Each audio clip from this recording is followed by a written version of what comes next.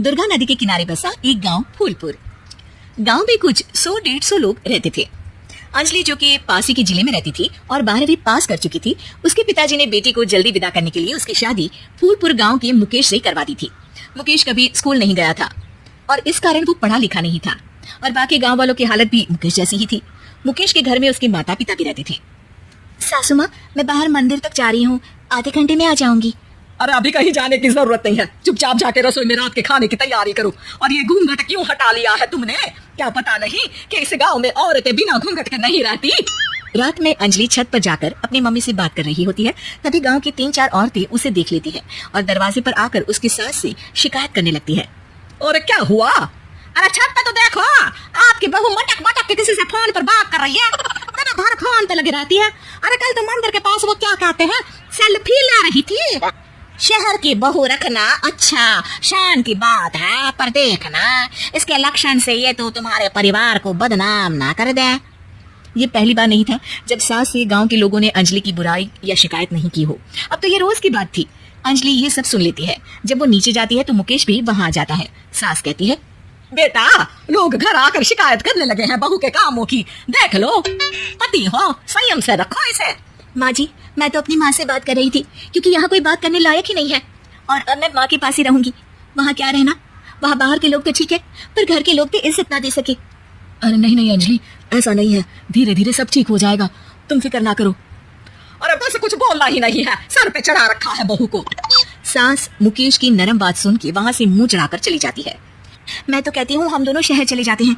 मैं पढ़ी लिखी हूँ, मुझे वहाँ नौकरी भी मिल जाएगी और थोड़े दिनों में आप भी वहाँ कुछ काम ढूंढ लेना। अरे नहीं नहीं अंजलि, हम यहाँ ना गांव का खेत, माँ पिताजी को छोड़कर शहर नहीं जा सकते। माँ पिताजी को कैसा लगेगा और गांव वाले क्या सोचेंगे? ये कहकर मुकेश सोने चला जाता है और अंजलि की गांव वालों द्वारा बुराई का सिलसिला बहुत दिनों तक चलता ही रहता है। लेकिन अंजलि गुस्सा ना दिखाते हुए समझदारी से काम लेती है। बारिश का मौसम चालू हो जाता है। जोरदार बारिश से पूरे गांव में हाहाकार मच जाता है। दुर्गा नदी में बाढ़ आ जाती है और बाढ़ का पानी पूरे गांव की फसल तबाह कर देता है। फसल की ये हालत देखकर गांव वाले निराश हो जाते हैं और बात तो यहाँ तक पहुँच जाती है कि कुछ लोग तो अंजलि को इस सब का दोषी ठहरा देते हैं। अरे पूरी फसल तबाह हो गई, पता नहीं किसकी नजर लग गई है। अरे जब से चौधरी परिवार में ये शहर की बहू आई है ना, तब से ही गांव की शांति चली गई है।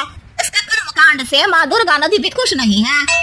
ये सब सुनकर बेचारी अंजलि रोते हुए अपने घर चली जाती है। कुछ दिन बाद सभी गांव वाले अपनी फसल का मुआवजा लेकर अपने अपने घर आते हैं। मुकेश भी 1500 लेकर आता है। अंजलि को जब पासबुक दिखाता है तो अंजलि हैरान हो जाती है। अरे ये पासबुक में तो उन्होंने 4000 की एंट्री करी है और आपको सिर्फ 1500 दिए। सच में? अरे वो सरकारी अफसर आपको बेवकूफ बना रहे हैं। सरकार की तरफ से हमें 4000 मिले हैं लेकिन बाकी का सारा पैसा खुद ही खा रहे हैं। आप लोग के अनपढ़ होने का फायदा उठा रहे हैं। ये सब सुनकर मुकेश परेशान हो जाता है लेकिन अंजलि उसे हिम्मत से काम लेने को कहती है और सुबह होते ही मुकेश को पंचायत कार्यालय ले जाती है और साथ में गांव के और लोगों को भी। आप सरकारी बाबू क्या गांव के लोगों को बेवकूफ समझते हैं?